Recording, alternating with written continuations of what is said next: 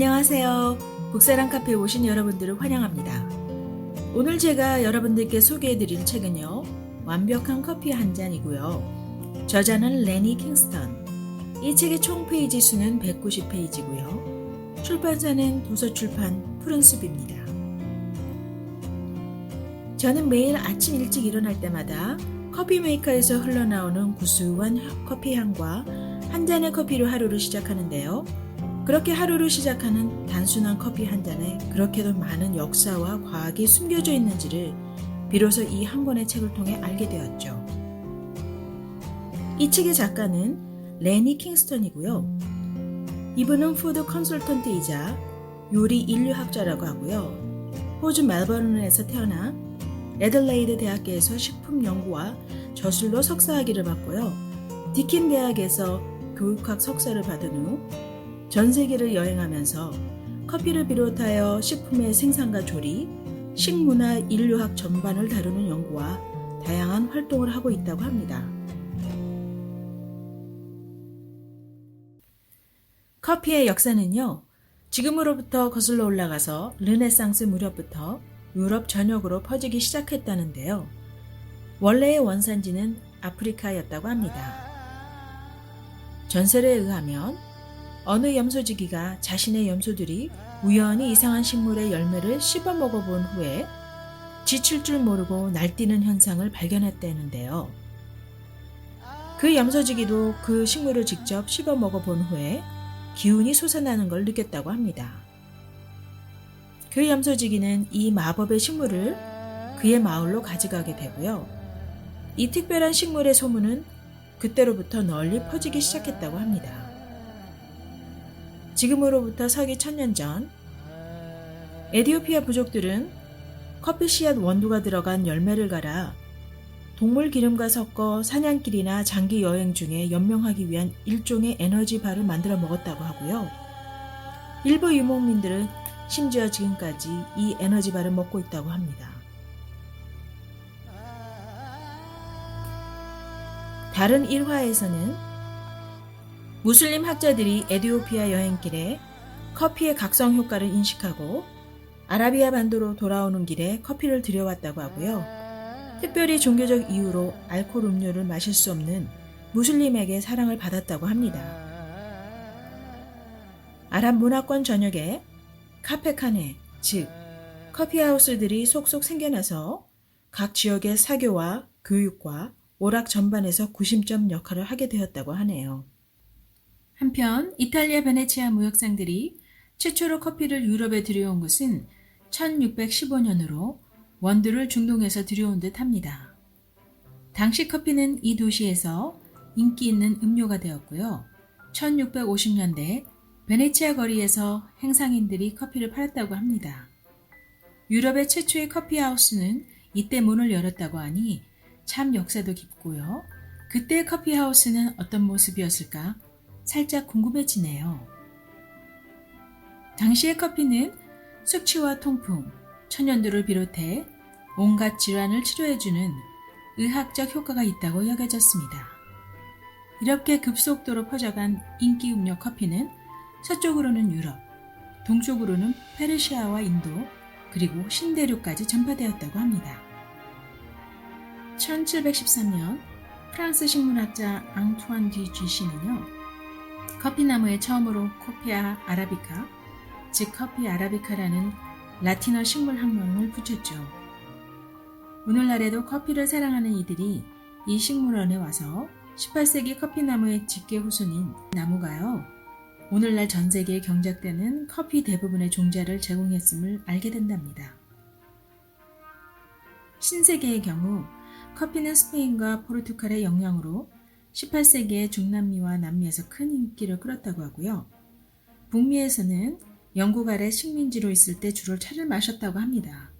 그러나 1773년 보스턴 티파리 사건 후 커피는 13개의 영국령 식민지에서 애국자의 음료가 되었고요.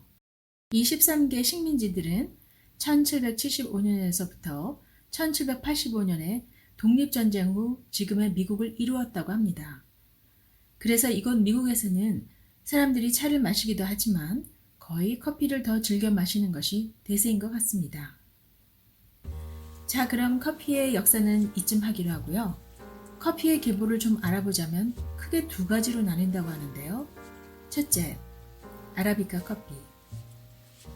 아라비카 원두는요, 카페인 함량이 낮지만 부드럽고 산미가 적어 맛은 다른 것에 비해 더 뛰어나다고 합니다.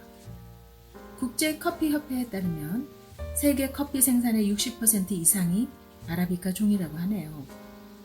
이 원두는 에티오피아에서 최초로 커피의 역사를 열었던 바로 그 종류이고요. 지금도 고지대에서 잘 자란다고 합니다. 둘째, 로부스타 커피. 아라비카보다 향미가 다소 투박하다고 간주되지만요.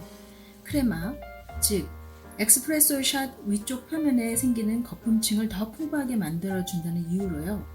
에스프레소용 원두에 블렌딩 되기도 합니다. 또한 커피에 생기는 질병에도 잘 견디고 생산량도 더 많고 카페인 함량도 더 높다고 하네요. 커피는 생산지의 지리, 지리학, 기후 등이 커피의 향미 프로필에 결정적 영향을 준다고 하는데요. 커피나무가 자라기에는 고지대가 이상적으로 여겨지는데요.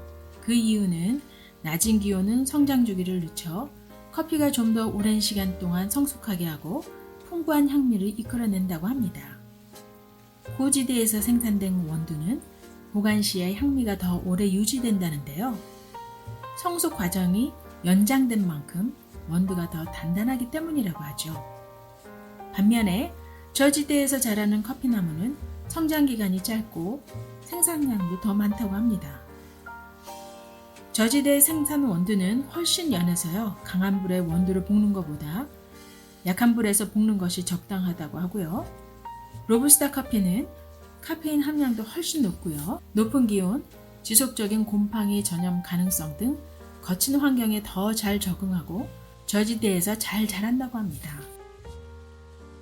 우리들이 깨어있는 동안 뇌 안의 신경세포는 끊임없이 작용한다고 하는데요. 바로 중추신경계의 신경조절 물질인 아데노신이 그 역할을 한다고 합니다. 아데노신이 너무 많으면요, 뇌는 혈관을 팽창시켜서 우리들이 졸리거나 휴식을 취하고 싶게 만든다고 하죠. 그런데 카페인이 신경계의 아데노신과 결합하면 아데노신이 증가해도 말짱한 정신을 유지하게 할 수 있게 한답니다. 어느 연구에 의하면 꿀벌이 카페인을 섭취하면 꽃 향기를 기억할 확률이 3배나 높아진다고 합니다. 그래서 그 꽃으로 돌아와 식물의 생식 성공률을 높여준다고 해요. 인체 내의 카페인은 각 이뇨작용을 하고요. 신경 및 순환, 호흡기에 약한 각성제로도 작용한다고 하는데요. 카페인은 위장을 통해 흡수되어서 4시간에서 6시간 동안 체내에 남고요. 간에서 카페인은 대사작용에 영향을 주고 지방질 분해를 증가시킨다고 합니다. 또한 카페인은 에피네프린 즉 아드레날린 생성을 증가하고요. 도파민, 세로토닌, 아세틸콜린 등 신경 전달 물질의 배출량을 증가시켜서요. 공통적으로 우리들의 기분 변화에 영향을 준다고 합니다. 카페인은 아드레날린과 유사한 방식으로 또한 심장 박동수와 호흡수를 증가시켜서요. 단기적인 에너지 폭발을 일으킨다고 합니다. 이러한 카페인의 효과로 커피가 사랑받는 이유인 것 같습니다. 좀 더 자세히 말씀드리자면요. 카페인은 건강에 다양한 이득을 주는 것으로 연구 결과 밝혀졌는데요. 신진대사와 근력을 높여주며 당뇨와 암과 심장병 위험을 낮춰주고요. 그 밖에 여러 가지 긍정적 효과를 가져다 준다고 합니다. 그럼 우리들이 즐겨 마시는 한 잔의 커피 속에는 과연 무엇이 들어있을까요? 커피에는 수분, 아미노산, 당류, 탄수화물, 섬유질, 단백질, 미네랄, 지방, 카페인 그리고 추출된 커피의 쓴맛을 주는 알칼로이드인 트리고넬린이 포함되었다고 합니다. 또한 함유된 화학물질은 800가지가 넘고요. 그중 상당수가 커피의 향미와 아로마 그리고 건강상의 이점에 관여한다고 합니다. 커피에는 칼륨, 인, 마그네슘, 망간과 같은 30여 가지의 미네랄이 미량 함유되었다고 하고요. 하지만 원두의 품종과 생산 조건에 따라 성분이 크게 달라질 수 있다고 하네요. 그리고 이미 잘 알려져 있듯이 카페인에 포함된 폴리페놀과 페놀 성분은 혈장의 항산화제 수용력을 높여주어서 인체세포가 산화로 손상되는 것을 막아주고요. 퇴행성 질환의 위험을 줄여준다고 합니다. 커피를 만드는 방법에 있어서 총 4가지로 나뉘는데요. 필터식, 달임식, 압력식, 침술식이 있는데요. 첫 번째로 필터식은 필터에 갈아놓은 원두를 넣어 그 위로 뜨거운 물을 붓는 형식으로서 간편한 방식으로는 자동 커피 메이커를 쓰는 것이 있지만 이렇게 만든 커피는 별로 맛이 없다고 평가됩니다. 커피 전문가들은 핸드 드립을 추천한다고 합니다. 필터에 내린 커피는 다른 방식보다 지방질이 적은데요. 필터 커피가 에스프레소보다 커피 오일 함량이 적다고 합니다. 커피 오일이 적으면 커피가 산뜻하지만 지방질이 풍부한 커피의 짙고 진한 식감을 선호하는 사람들은 필터식보다는 다른 방식을 택한다고 합니다. 두 번째로는 퍼콜레이터. 이 방식은 일종의 커피포트로 아래쪽을 가열하면 물이 끓어 원두 속으로 여러 차례 솟구쳐 올라갔다가 식으면서 다시 아래로 흘러내려오게 된다고 하는데요. 커피를 끓일 경우 3분을 넘기지 말라고 하네요. 안 그러면 쓰고 떫은 맛이 날 수 있다고 합니다. 세 번째로는 엑스프레소. 엑스프레소 머신은 가장 높이 평가받는 커피 기구로서요. 곱게 가른 원대에 고온고압의 물을 투과시켜 농축되고 향미와 아로마가 짙은 액체질 엑스프레소 샷을 만드는 것이라고 합니다. 네 번째로는 프렌치 프레스. 카페티에르라고 부르는 이 기구는 커피를 침술식으로 만드는데요.